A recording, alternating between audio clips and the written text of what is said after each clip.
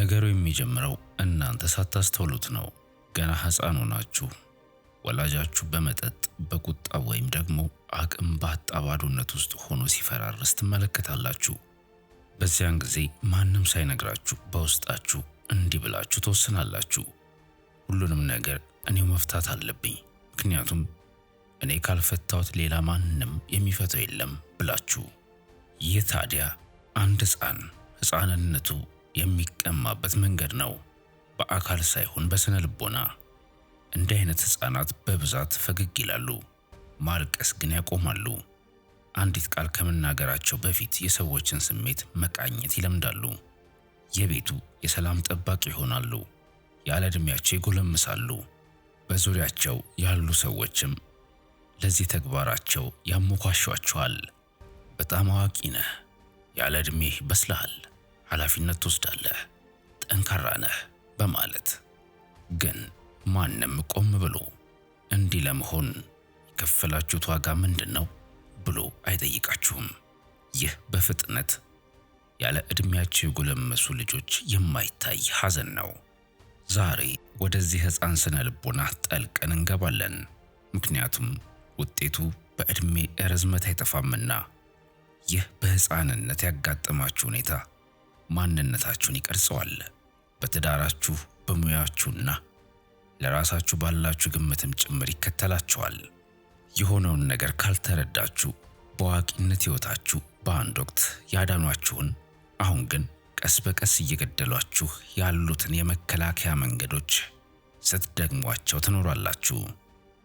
በስነ ልቦና ጥናት ልጆች ከአዋቂዎች ድጋፍ ማግኘት ሲገባቸው በተቃራኒው ለወላጆቻቸው ስሜታዊ ድጋፍ እንዲሰጡ ሲገደዱ ፓረንቲፊኬሽን ይባላል። ይህ ሕፃኑ የቤቱ ጠባቂ፣ አስታራቂ፣ የስነ ልቦና አማካሪና ተከላካይ የሚሆንበት ሁኔታ ነው። ይህ ሁኔታም ጤናማ አለመሆን ብቻ ሳይሆን የአንጎልን አወቃቀር የሚቀየርም ነው። ሕፃኑ ሁልጊዜ የራሱን ወይም የሌሎችን ስሜት እንዲቆጣጠር ሲገደድ ከፍተኛ ንቃት ሃይፐር ቪጂለንስ የተባለ ባህሪ ይላበሳል። ይህን አይነት ባህሪ ስትላበሱ ወይም በልጅነታችሁ ስትጎለምሱ ሁልጊዜም አደጋን ትቀኛላችሁ። ፍቅር የጥቅም ልውውጥ እንደሆነ ትማራላችሁ። ሰላምን ከሰጣችሁ ምናልባት ደህንነትን ሊሰጧችሁ ይችላሉ። የእናንተ ፍላጎት አደገኛ፣ የእነሱ ግን አስቸኳይ እንደሆነ ታምናላችሁ። ስለዚህ በስሜት ትጠፋላችሁ። በእናንተ ምትክ ደግሞ ውጤታማ የሆነው ሰው ሰራሽ ማንነታችሁ ያድጋል። ጎበዝ ተማሪ፣ ዝምተኛና ታዛዥ ልጅ፣ ሰውን የሚረዳ ጓደኛ ትሆናላችሁ። ይህን ጭንብል በሚገባ ከመልበሳችሁ የተነሳ እውነተኛ ማንነታችሁ መሆኑን እራሳችሁ እንኳን ታምናላችሁ። ነገር ግን ውስጣችሁ ያዝናል። ምክንያቱም የቀበራችሁት የልጅነት ማንነታችሁ አልሞተም። ለምን ማንም አልጠበቀኝም፣ አልተጠነቀቀልኝም እያለም በዝምታ ይጮሃል። ዕድሜያችሁ ሲጨምር ምልክቶች ይወሳሰባሉ። ከመጠን በላይ ራስን መቻል ሃይፐር ኢንዲፔንደንስ ሊያጠቃችሁ ይችላል። እርዳታን እምቢ ትላላችሁ። ሰዎችን ገፍታችሁ ታረቃላችሁ። ወይም በፍቅር ውስጥ ደህንነት አይሰማችሁም። በደስታ ቅስፈቶች ውስጥ ምንም ስሜት ላይኖራችሁ ይችላል። ምክንያቱም ደስታ ለእናንተ እንግዳ ነገር ነው። ብቁ እንዳልሆናችሁ ወይም ደግሞ የሆነ መጥፎ ነገር ሊከሰት እንደሆነ ይሰማችኋል።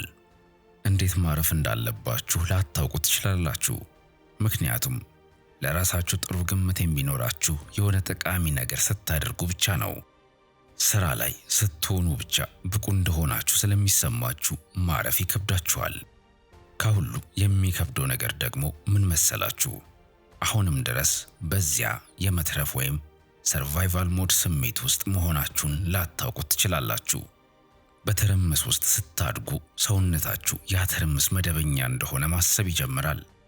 ሰላም ሲሰፍን ስህተት እንደሆነ ይሰማችኋል። ዝምታ ያስፈራችኋል። ፍቅር ደግሞ አንድ ቀን ተመልሶ መከፈል ያለበት ዕዳ ይመስላችኋል። ልጆች ለምን ይህንን ሚና ይመርጣሉ? ምክንያቱ ሕፃናት ተቀባይነትን ለማግኘት ማንነታቸውን እንኳ አሳልፈው ስለሚሰጡ ነው። ይህ ምርጫ በንቃት የሚደረግ ሳይሆን ባዮሎጂያዊ ነው። ደህንነት በሌለበት ሁኔታ ሕፃኑ ለመኖር ሲል እውነተኛነቱን ይሰዋል። ይህ ድክመት ሳይሆን ብልህነትና የመኖር ተሰጥኦ ነው። ነገር ግን አሳዛኙ ነገር ይሄ ነው። ያኔ የታደጋችሁ ነገር ዛሬ እስር ቤት ይሆንባችኋል። በጣም ብዙዎቻችን ከውጪ ስንታይ ደህና እንመስላለን። በስራችን ጎበዞች ነን። ያሰብነውን እናሳካለን። ሕይወታችንን በሚገባ የምንመራ እንመስላለን። ነገር ግን በውስጣችን አሁንም የሚያዝን እኛ ሳናውቀው እንኳን ሕይወታችንን እየመራ እያሽከረከረ ያለ አንድ ሕፃን አለ። ፍቅርን እናገኛለን በሚል ተስፋ ፍጹም ለመሆን ከምንችለው በላይ እንለፋለን። ሐሳባችንን መናገር ሰዎችን ያረቅብናል ብለን በመፍራት ዝምታን እንመርጣለን። ሌሎችን ሁሉ እንንከባከባለን። በውስጣችን ግን አንድ ሰው መጥቶ በእውነት ግን ደህና ናችሁ ብሎ እንዲጠይቀን በጸጥታ እንመኛለን። እናም በውስጣችን ጥልቅ የሆነ አንድ ምስጢራዊ ተስፋ አለ። በመጨረሻ አንድ ሰው ይህን የጥንካሬ ትወናችንን ተረድቶልን ለአንዴና ለመጨረሻ ጊዜ ጠንካራ መሆንን እንድናቆም ብንፈራረስ እንኳ ደግፎ የሚይዘን ሰው እንዲኖር እንመኛለን። ይህ ተስፋ የድክመት ምልክት አይደለም። ይልቁንም ጭራሹን ልጅ የመሆን ዕድል ሳያገኝ ላደገውና በውስጣችሁ ላለው ሕፃን የይድረሱልኝ ድምፅ ነው። የፈውስ መንገድ። የፈውስ የመጀመሪያው እርምጃ ራስን መጠገን አይደለም፣ የሆነውን ነገር ማየትና ዕውቅና መስጠት እንጂ። ምክንያቱም ለደረሰባችሁ ነገር ዕውቅና እስካልሰጣችሁ ድረስ ያን ያህል ያሳለፍኩት ነገር ከባድ አልነበረም፣ ሌሎች ከእኔ የባሰ ነገር አሳልፈዋል፣ እኔ ምንም አልሆንኩም፣ ደህና ሆኜ አድጌያለሁ በሚሉ ሐሳቦች ራሳችሁን ማታለላችሁን ትቀጥላላችሁ። ነገር ግን ደህና ነኝ የሚለው ቃል ራሱ ሌላ ጭንብል ሊሆን ይችላል። ይህንን ደግሞ ውስጣችሁ ጠንቅቆ ያውቀዋል። ታዲያ እንደዚህ ያሉ ሕፃናት ሲያድጉ ምን ይሆናሉ? ሁሉም ነገር ሰላምና ጸጥታ በሆነበት ጊዜ እንኳን ደህንነት ፈጽሞ የማይሰማቸው አዋቂዎች ይሆናሉ። መልካምነትን ማመን የማይችሉ የፍቅር አጋሮች ይሆናሉ። ሁልጊዜ የሚሰጡ ነገር ግን መቀበልን የማያውቁ ሰዎች ይሆናሉ። እነዚህ ሰዎች በማልቀሳቸው ይቅርታ የሚጠይቁ፣ ምስጋና ሲቀርብላቸው የሚደነግጡና ድካምን እንደ ስኬት የሚቆጥሩ ይሆናሉ።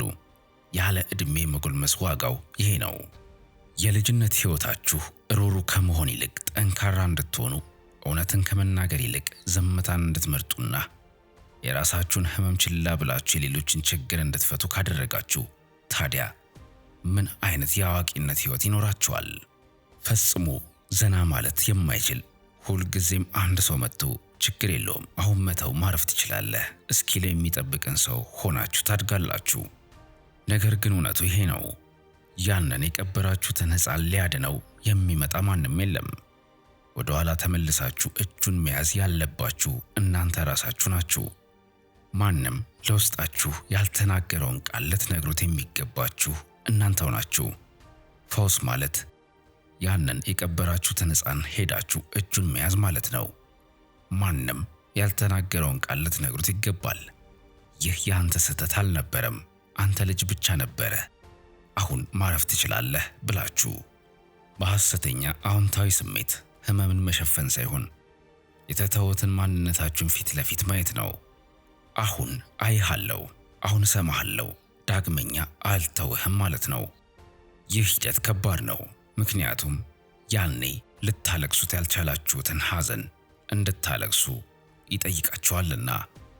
ካርል ዮንግ በአንድ ወቅት እንዲህ ብሏል፣ ያለ ሕመም ወደ ንቃተ ሕሊና መምጣት አይቻልም።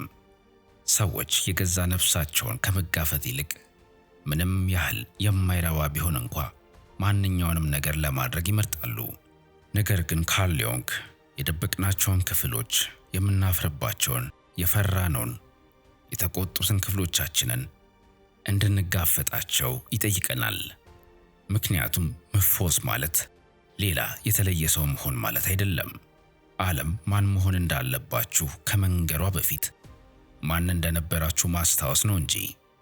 ስለዚህ ያለ ዕድሜያችሁ በፍጥነት ያደጋችሁ ሰዎች ከሆናችሁ ይህን ስሙ። የእናንተ ብስለት በጭራሽ ችግር አልነበረም። ችግሩ ግን የምርጫ አለመኖር ነበር። አሁን ግን ምርጫ አላችሁ። ሩህሩህ ለመሆን መምረጥ ትችላላችሁ። ማረፍን መምረጥ ትችላላችሁ።